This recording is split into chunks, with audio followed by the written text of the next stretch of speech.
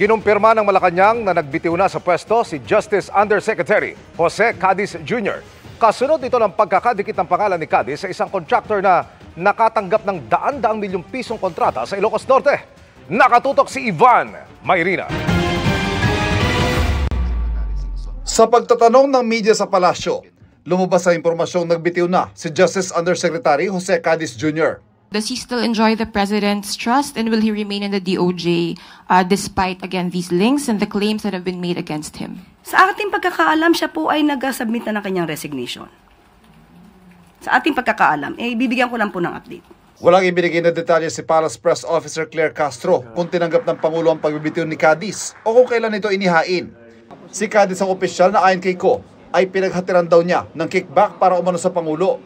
Sinabi rin ni Ko, si Cadiz ang nag-ayos ng pulong nila ni Pangulong Marcos kung saan pinagalitan umano siya ng Pangulo at pinagsabihang huwag pigilan sa hinihingi umano nitong 100 billion pesos na insertion sa 2025 budget. At dahil laging napapagalitan si Speaker Martin ng Pangulo mula September hanggang November, inutusan niya ako na mag-deliver ng 1 billion pesos para kay BBM. Ibigay kay Yusek Jojo Cadiz dahil ito raw ang drop-off point na malapit sa bahay ng Pangulo. Noong December 2, 2024, personal kong i-deliver ang 200 million kay Yusek Jojo Cadiz. Ayon sa kanya, dadalhin daw niya ito sa bahay ng Pangulo. Noong December 5, 2024, muli akong nag-deliver ng 800 million sa parehong address at Yusek Jojo Cadiz pa rin ang tumanggap. Sabi niya, iyon naman ay dadalhin sa bagong bahay ng Pangulo. Nagbitiw si Cadiz sa gitna ng ulat na may kaugnayan umano siya sa isang kontraktor na nakatanggap ng daan-daang milyong pisong kontrata sa Ilocos Norte, ang baluarte ni Pangulong Marcos. Yan ay ang JSJ Builders Incorporated. Base sa mga dokumento ng Securities and Exchange Commission, pag-aarian ng anak ni Cadiz na si Jose Gigantone Cadiz III. Siya may hawak ng 97% na shares ng kumpanya at pinagmula ng 35 million pesos na paid-up capital nito. December 2023, nag-register sa SEC ang JSJ Builders Incorporated.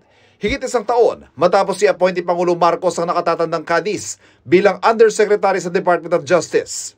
Sa 2024 Annual Financial Statement ng JSA Builders Incorporated, walang kinitang kumpanya at nalugi pa na mahigit 9 million pesos. Base sa DPWH Transparency Portal, ngayong 2025, meron silang 5 infrastructure projects na nagkakahalaga ng mahigit 251 million pesos, lahat sa Ilocos Norte. Nang tanungin kung alam na ng Pangulo ang umanay kaugnay ni Cadiz sa kontraktor, ang sabi ng palasyo, as of the moment, we have not talked about that. But if there's a need for investigation on that issue, so let the investigation be done. Sinubukan namin kunan ng pahayag si Cadiz pero ang tanging isinagot niya, no comment na lang muna. Ang Department of Justice, bukod sa pagsabing naghain ng resignation si Cadiz, wala na raw ibang detalye hinggil dito. Hanggang nitong Lunes, pumapasok pa raw si Cadiz sa trabaho. Hindi rin nila ito iniimbestigahan. Ombudsman na raw ang magsasagawa ng investigasyon. We leave that to the discretion of the Ombudsman as to whether or not they will conduct an investigation on that aspect. Definitely, that is something that the Ombudsman has to look into. Given all the allegations, however not yet sworn into, but there are other reports as well of his involvement. And so definitely there will be a fact-finding body that will be dedicated to that as well. Ang pagbibitiw ni Cadiz ay kasunod ng mga naging resignation na iba pang opisyal na isinangkot ko sa budget insertions. Yan ay sina Budget Secretary Amena Pangandaman, Undersecretary Adrian Bersamin, Undersecretary Trijib Olayvar, gayon din si dati Executive Secretary Lucas Bersamin. Bagamat nilinaw niya na hindi raw siya nagbitiw, kundi sinabihan daw na kailangan na niyang umalis bilang Executive Secretary. Para sa GMA Integrated News, Ivan Mayrina, nakatutok, 24 oras.